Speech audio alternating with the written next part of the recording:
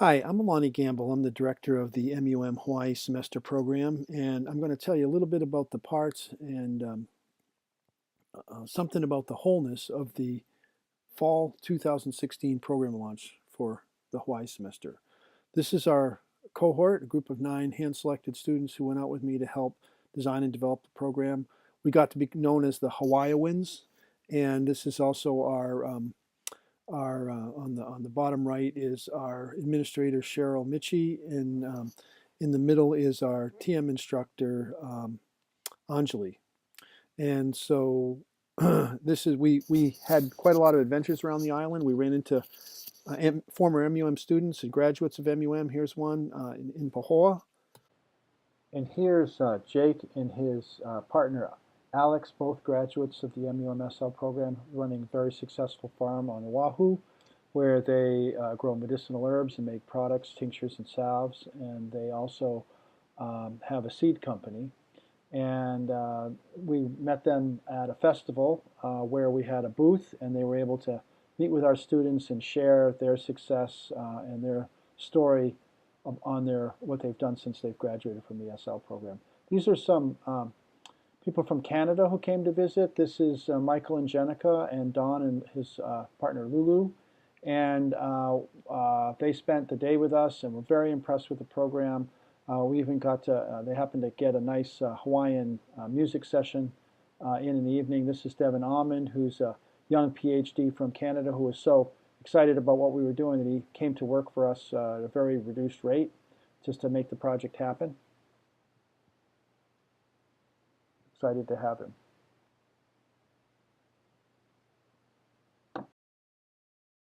John Lippman.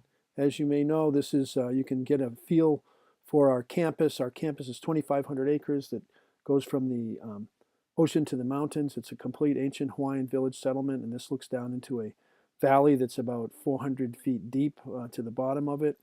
And it's from a platform that used to be operated by a zipline company.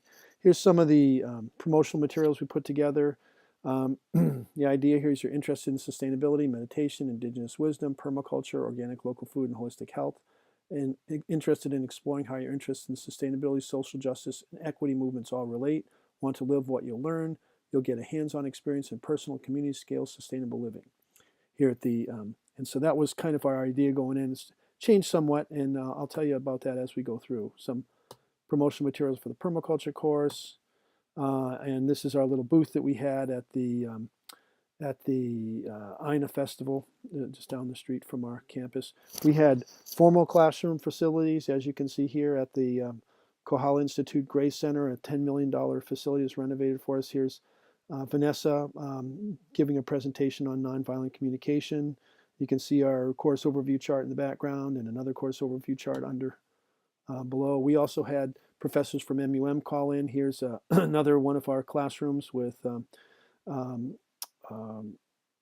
Ninka Passe calling in from Fairfield. She did a couple of sessions every week, at least one session every week. Many weeks it was 2, on a program called The Artist's Way. That was the kind of writing element. And she also was available to help students with drafts on papers and things like that.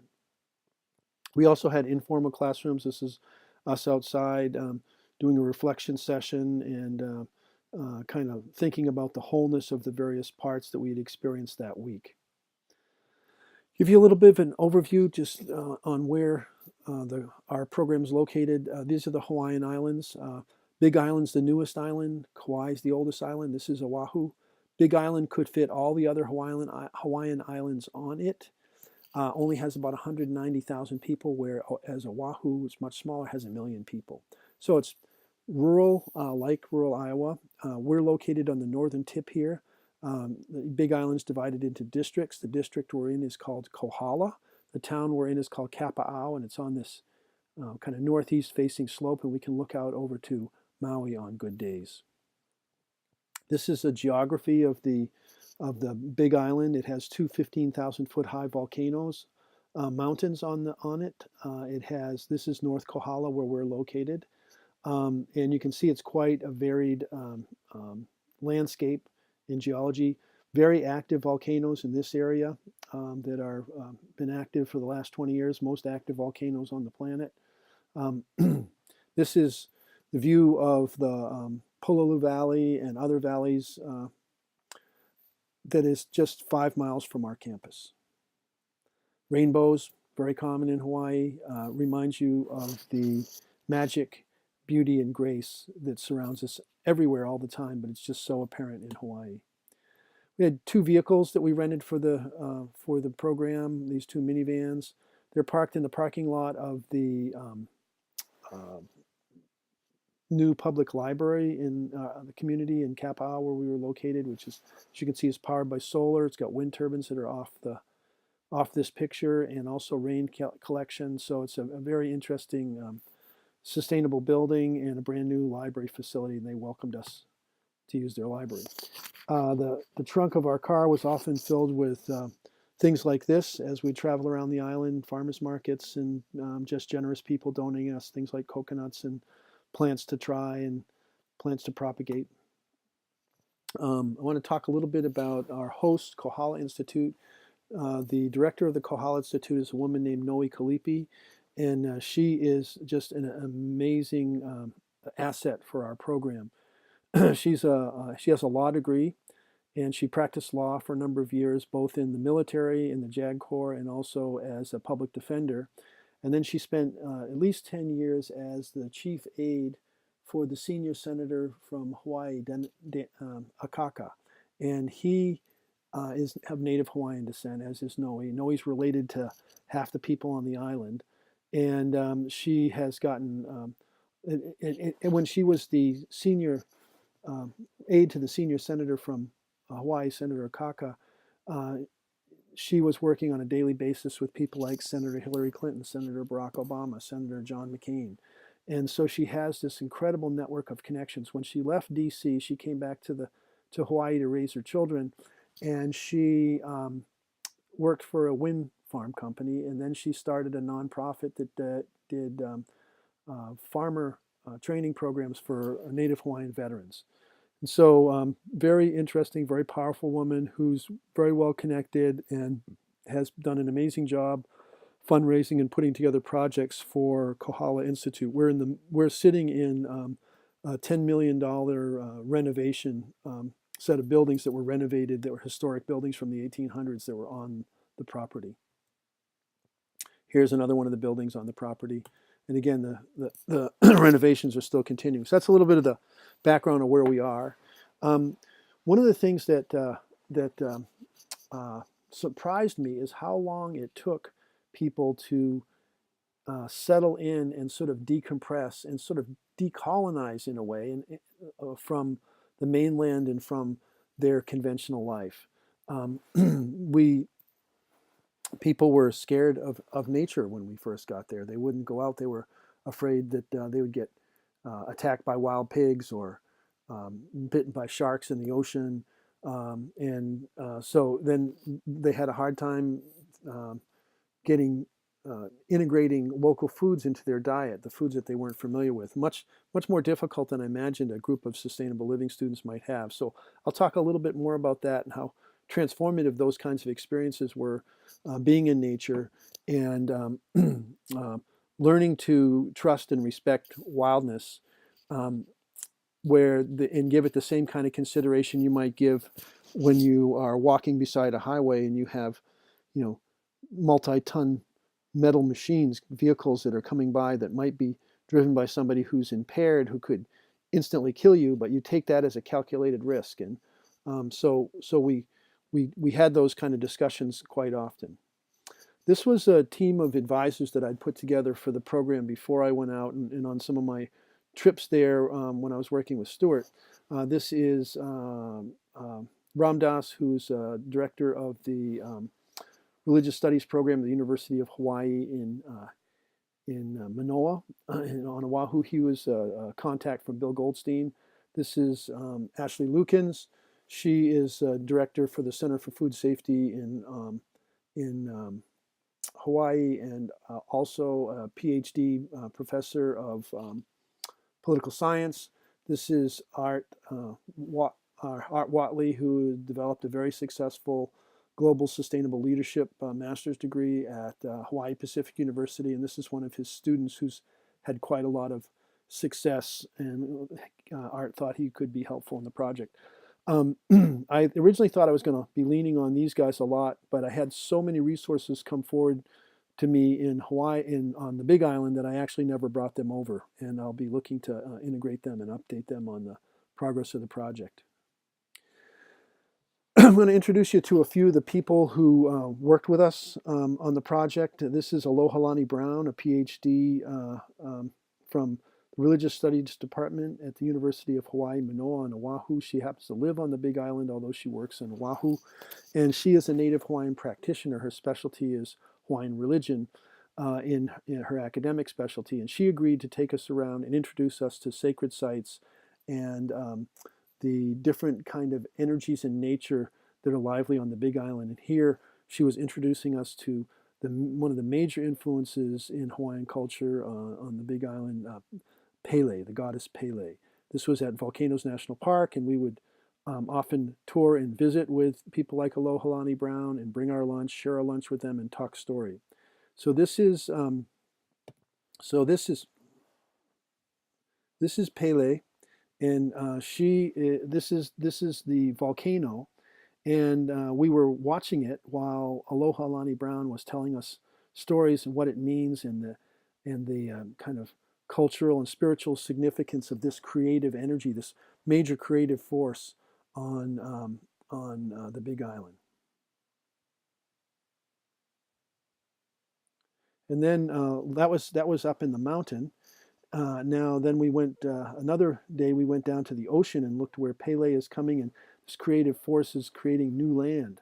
And you have to go about 4 miles. There's no road to get to where the lava is flowing into the ocean. So we rented bikes and we drove for 4 miles, and this is what we found in the evening. And it was just magical to sit there and meditate around this creative energy and this flow from the volcano, which looks violent but was very silent, very beautiful, very profound. Another one of our colleagues that we developed was Kaliko Beamer, and he's with the University of Hawaii Hilo Hawaiian Studies program, and he's a haole, meaning somebody not of Hawaiian ancestry, a white guy like us, and but he was adopted into a very prominent Hawaiian musical and cultural family called the Beamers. Hanai, the kind of adoption is called Hanai, and it's a very intensive kind of adoption. And he's become a world leader in teaching Hawaiian language. And he's one of the 8 people who decide new words like hard drive and USB, what are they going to call them in Hawaiian. And he became our Hawaiian language teacher. And this is the Hawaiian Studies building, $25 million building at the University of Hawaii. And it's a living laboratory for Hawaiian studies, like the Sustainable Living Center in Fairfield is for sustainability. And Kaliko took us around, showed us this is the Pico, which is the central silent core of a building, which is like the Brahmastan. Hawaiians have a conception like that. Then he was telling us a little bit of stories about the development of Hawaiian studies and Hawaiian language, people who kept Hawaiian language alive. And then we also connected up and we explored the various plants and that were important in Hawaiian culture, and some plants that are still important today and are undergoing a renaissance. One of those is breadfruit, or ulu as it's called in Hawaiian. It's a productive, protein-rich breadfruit, and it could really revolutionize food production in the tropics. This is Dr. Noa Lincoln. He's a native Hawaiian who went to the King Kamehameha schools, which is a very well endowed. I think it's got about a $10 billion endowment, private school for native Hawaiians. Then he went to Stanford for his PhD, and he's back. His specialty is indigenous agriculture systems, particularly Hawaiian indigenous agricultural systems, and he's working on the redevelopment of an exploration of the use of breadfruit. And this is a breadfruit test orchard. Noa planted 12 of these around the island with about 40 breadfruit trees in each one, about 10 or 12 different varieties. And we helped him plant the breadfruit test orchard at the Kohala Institute. This is Tara digging a hole for breadfruit. This is what breadfruit looks like. When it's at one stage of ripeness, it's a starchy vegetable like a potato. So it's a major starch crop like potatoes or rice or wheat, and it can be used. It has a similar flavor for like potatoes. In other words, you can make French fries with it. But when it's ripe, it's very ripe. It's a sweet fruit, and you can use it for desserts. In fact, it kind of there's ulu fries, breadfruit fries. And when it's ripe, it just makes it a batter all by itself. You don't have to add flour or anything else, and you can make delicious pancakes with it. This is Sandalwood Mark. The slopes of the mountains in Hawaii used to be covered with sandalwood trees. And Sandalwood Mark, for the last 25, 30 years, has planted 400,000 sandalwood trees. And so we work with him and learned about this. This is us meditating in an ancient sandalwood forest at about 9,000 feet on the slopes of the sacred mountain Mauna Kea. And we figured out how many sandalwood trees would have to plant to offset our carbon footprint for all the activities, flying and driving around for our program. And we planted sandalwood trees with Sandalwood Mark to offset our carbon footprint. And there's a sandalwood seedling right there. Another major connection we had, and again, I was, I'm going to sound like I'm bragging, but the program was spectacularly successful. We were able to make connections. Connections fell into our laps that I thought would take years to develop, and many of those connections were with leaders in the Renaissance in Hawaiian culture, deep knowledge and understanding of Hawaiian culture. And one of them is Jerry Konanui. Jerry is the Vandana Shiva of Hawaii. He works principally with 3 different crops: kava or ava, taro, and sweet potatoes. Taro, again, is a major starch crop for Polynesians and Southeast Asians. And Jerry has been active in the Renaissance in understanding of traditional Hawaiian agricultural practices, and updating them for modern times. Jerry came over and spent 2 days with us, talking story and taking us through the life cycle of the kava plant. We went up and harvested kava. We then you use the root. We dug it out of the ground, processed it, made it into a drink, and mixed it with coconut water, and then enjoyed it with Jerry. And Jerry told us many, many stories about growing up with a grandmother who spoke only Hawaiian, and learning about so many different aspects of the deep, deep observation, deep, deep connectedness that Hawaiians have with the land, with the ocean, with the mountains, with each other, with all the plants and animals, and with their own deep inner being. And this was just a priceless opportunity to spend time with really a cultural hero in Hawaii. That's my thesis. And then after we processed the kava, and kava is a drink that is traditionally used all throughout Polynesia, a little bit like coffee, except that instead of giving you an edge, it makes you calm, but it makes your mind really clear. It makes you clear and calm and alert, so that when you have conversations, have to have important conversations in a community, then oftentimes that was a ceremonial use of kava. But it's just a drink that was enjoyed by everybody all throughout Polynesia. And we had about 150 pieces of propagation material for kava that we collected when we were processing the kava.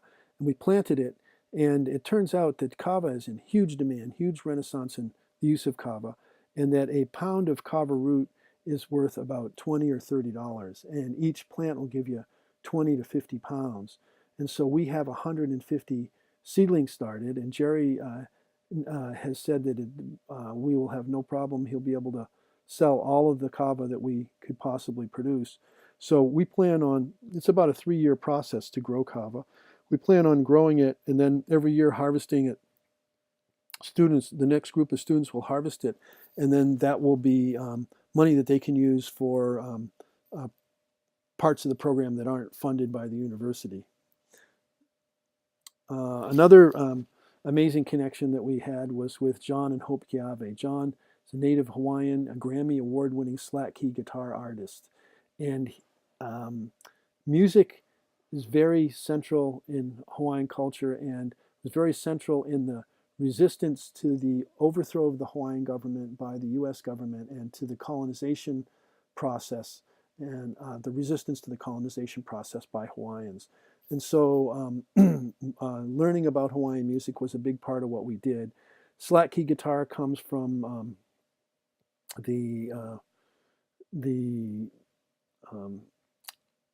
comes through the Spanish cowboys that were brought over to manage cattle in the late 1800s, and they brought with them guitars, and then guitar is not a traditional Hawaiian instrument, but Hawaiians picked up the guitar and tuned it differently. They made the strings looser and made an open tuning and have developed beautiful, beautiful music. And so John would tell us stories about Hawaiian music and then show us how to play. And so here's John. Oftentimes Hawaiian music will give reverence to a beautiful area or to the energy and the devas of that beautiful area. And this is a song about the waterfall called Hi'ilave in Waipio Valley.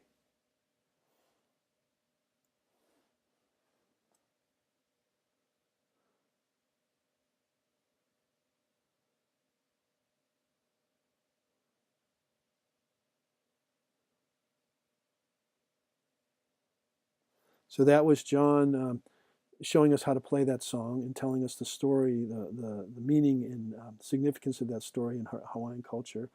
This is a little party we had at the end of our program where we were all playing songs we had learned from John and doing hula that we learned from his wife, Hope. And Hope is a Hula Kumu, or teacher, who also taught beginning ukulele. And she's a well-known hula teacher, well-loved and respected. And everybody was kind of shocked and surprised that Hope and John agreed to work with us. This is Hope doing hula. And hula's has elements of it that are like a yagya. It's done to have a particular influence on the environment. It's done to respect the energies, the devas of a particular part of the area of the island. It's done to tell the story of the myths and legends and other elements of Hawaiian life. And here's us learning. Whoops, let's see if we can get that to go. It doesn't want to run, but you can see this is Hope teaching us.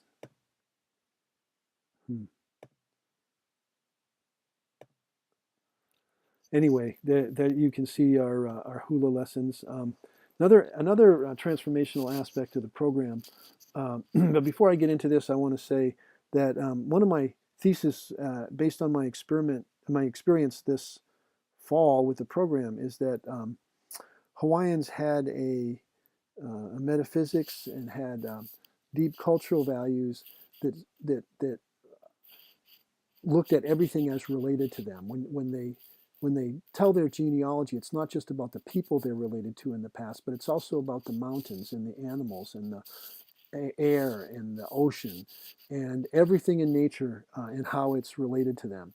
And then not only that, but how it emerges from their own inner being. They have cultural values of transcendence. And and then out of those cultural and spiritual values, they developed an agricultural system that was sustainable for thousands of years. They developed a conflict resolution and management system.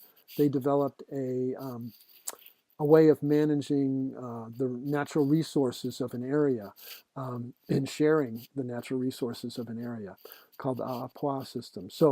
Um, uh, so when you look at that, the core thing, and this is, I think, why people were so excited about working with us, because we recognize this. The core thing wasn't the technologies and the agricultural systems they developed, but the spiritual values that guided the development of those systems and tempered the use of their technologies, very powerful technologies that they developed to be able to live on these remote islands in large numbers, on the order of 1,000,000 people. On the Big Island might have been 400,000 or 500,000 people, even though there's only about 190,000 people there now. So another aspect of the program that was transformational was the fact that everybody had to learn how to live and work together in very close quarters, essentially 24 hours a day, 7 days a week, and figure out how to resolve the conflicts or how to resolve the disagreements that might arise. And we began to look at conflict not as something that was bad, but just something that was a natural result of the diversity of people that we had, and how could we work creatively with that. And so we brought in Tracy Matfin, who's the founder of Mauna Kea Community, intentional community there, a colleague of mine. She teaches permaculture also, but she's been trained in a variety of techniques for group process. One particular one that students took to called nonviolent communication. And so students learned these processes, practiced them, and then took them on as their own and figured out ways in which they could, in processes that they underwent regularly to help resolve conflict and tension, and to help use that in productive ways. And I was just amazed to see that happen. And I think that was one of the most transformational things for all the students, because everybody had had problems working in groups in the past, and they were very grateful to learn these tools. This is one of our outdoor classrooms working with Tracy, learning about nonviolent communication. Here's some, we went to visit another amazing kind of weekly gathering that happens at a place called Uncle Robert's. And these were the rules there. No fighting, no outside dogs, no sitting on the tables, no using or selling any drugs of any kind, respect each other, respect the land. Not a bad place to start. And so we were able to, it was, I think, one of the most difficult things that students had ever done to live that way, but it was also one of the most rewarding things to be able to work with their fellow students and grow and evolve and develop. Another really powerful element of the program was connecting up with the Pacific Voyaging Society. This is the Renaissance in Hawaiian culture and language, having to do with being able to travel. This great adventure that Polynesians did started 3,000 years ago, and they were able to colonize an area that is larger than the landmass of all the continents of the world combined. And to by the time Europeans came, they had pretty much settled every part of that area that was possible for humans to settle, and they developed highly advanced technologies for voyaging and highly advanced methods of navigation that relied on their deep understanding of nature, of the waves, the ocean, the land, the plants, the animals, and the cosmos, the stars. And about 600 years ago, Hawaiians stopped voyaging. I think, just like maybe we stopped going to the moon, the adventure had kind of worn off, and but they still had these cultural stories of voyaging. And in the Renaissance in Hawaiian culture that happened in the 70s, a group of Hawaiians went and found somebody named Mao in the South Pacific, who still knew how to do this kind of voyaging, and convinced him to come and train them in Hawaii on how to do this. And they built canoes and they traveled to Tahiti, and then now they've traveled all around the world. There's a voyage going on right now, 2-year voyage, where there's a boat very similar to this. They call them canoes, with a crew of about 15 or 20 that is sailing around the world, going to the United Nations. telling the world, bringing the story of sustainability to the world, and finding stories of hope and courage and vision all around the world, around sustainability and around care of the earth and care of the oceans. And so we were able to meet with two people who had been trained by Mao and were masters at this traditional navigation. And they had been trained 30 years ago, and they were now teaching a new generation. So we got to meet the new generation. This canoe you see here has been to Tahiti, it's been to Japan, and now it was built 30 years ago, and they're renovating it now for another 30 years. So we were able to do service work with them and meet and talk about this really. They look at voyaging as a spiritual path. And again, it's another instance of, this deep connection to nature and to each other, and to their own inner being, that allowed them to do amazing things, but also tempered the way that they use that technology. Here's living legend Chad Paishon, one of the navigators trained by Mao. And this is a wooden canoe that they built. I don't have time to tell the story, but very interesting story about how this canoe was built. Their elders made them build this canoe out of wood before they built the one out of modern materials that you saw in the earlier image. And students kind of testing it out. Hopefully we'll be able to go to ride on this canoe. Everything's lashed together with ropes to make a more kind of resilient craft than one that was put together with rigid elements.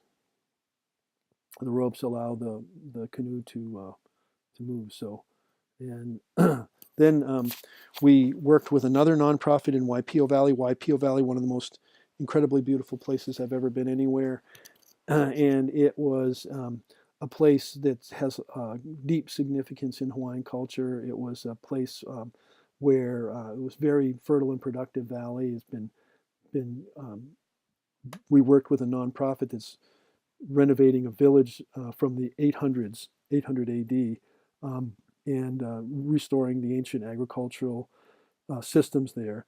And this is Waipio down in the valley. It's an amazing feeling down in the valley. And this is Kulia, who is the director of the nonprofit Pohaha I Ka Lani. The sun breaks forth. It's really the light of being, or the light of pure intelligence, is what they mean by that.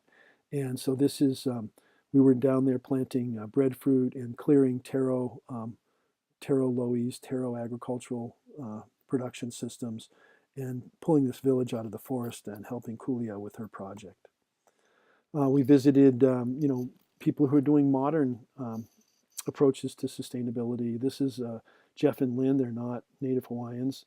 They are doing homesteading and kind of personal self-sufficiency, and many people agreed this was the most beautiful farm they had ever visited.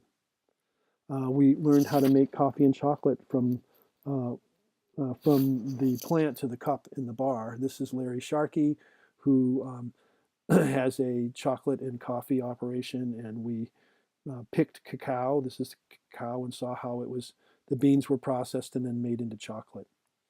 Many other people we met with that I don't have time to talk about now. Went swimming with dolphins. I'll tell a quick story about swimming with dolphins, and this is this idea of the complexity of our connection to the other creatures on the earth.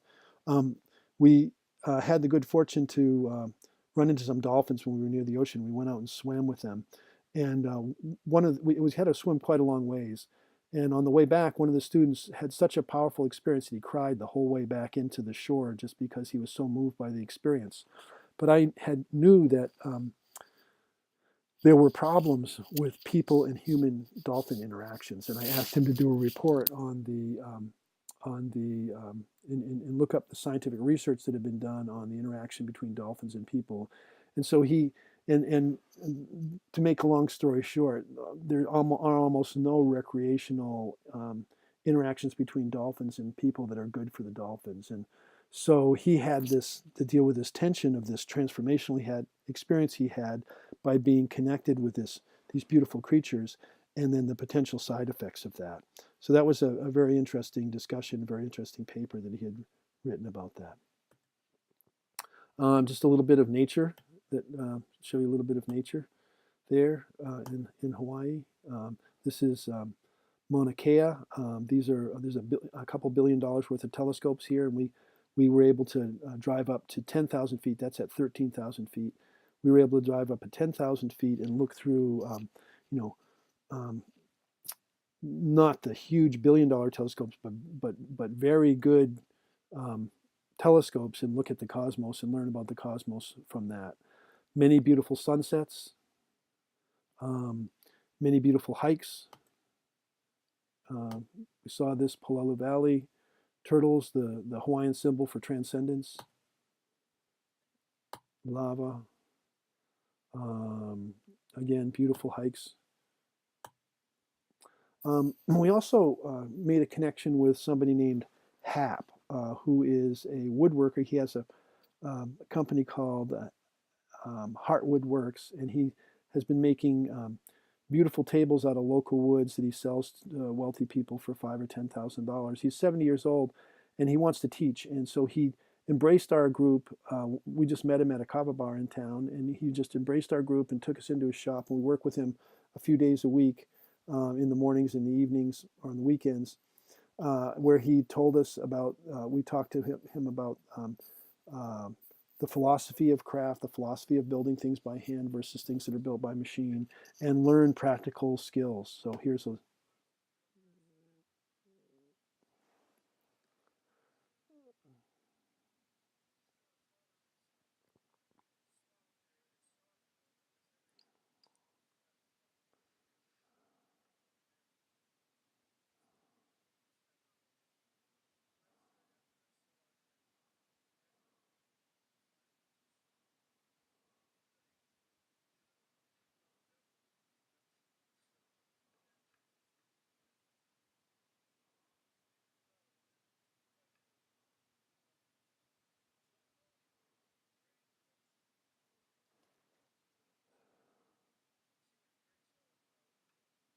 but you get the idea that the students got really high level discussion about the philosophy of craft, and also high level um, um, instruction in actually building things with their hands, which was very transformational for many people, particularly Jenna.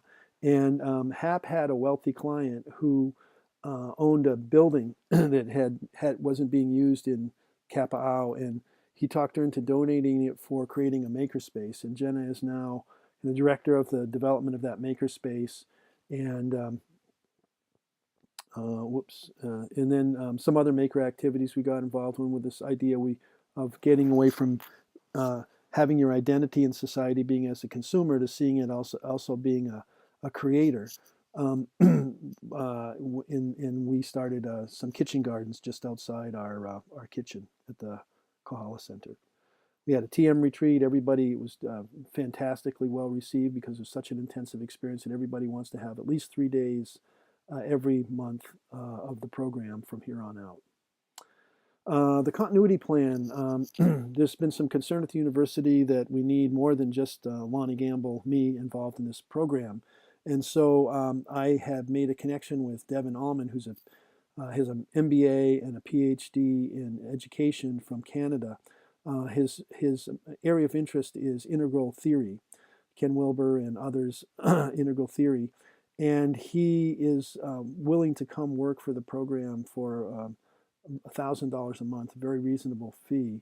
And because he's so excited about the potential, transformational potential of this program. And he's excited to learn TM. He's read before he taught for a few days. Before he taught, he read the Bhagavad Gita and the Science of Being, read some of Susie Dilbeck's papers, and integrated many elements of consciousness-based education into his program. And he's excited to learn more. He sees that as a great way of a great instance of integral education.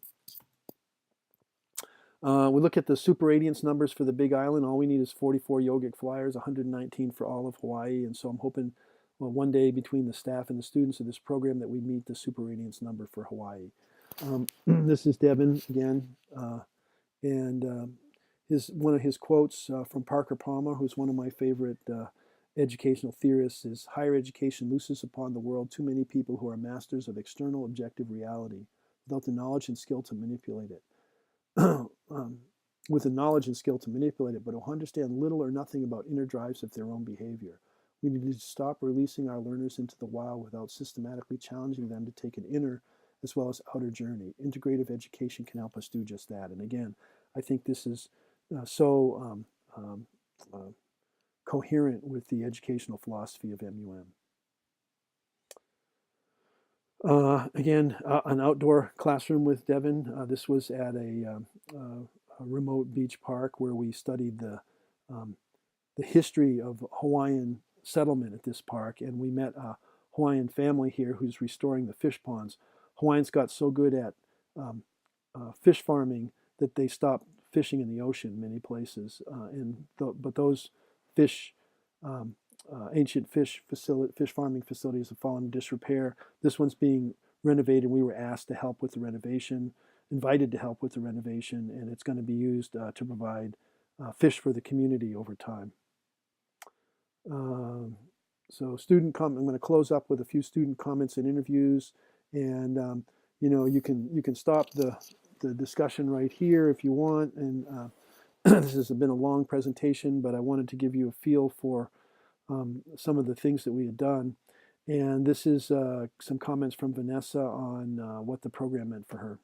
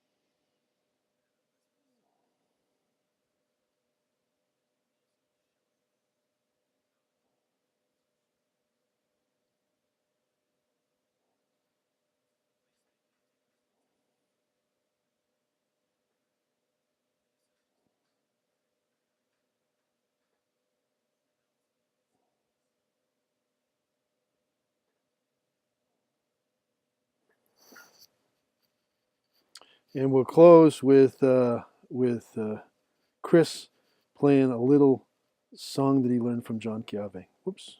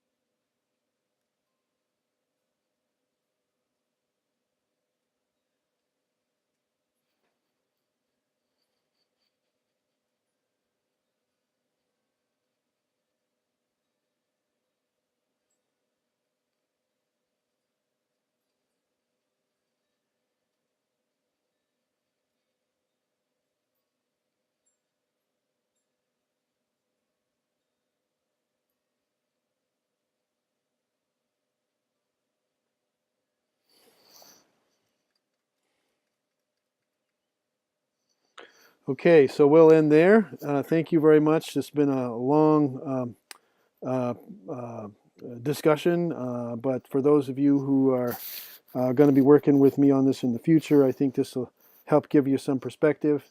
And for those of you who might be interested in coming on the program, this gives you a little more detail about what we're all about. So thank you, and look forward to seeing you in Hawaii. Aloha.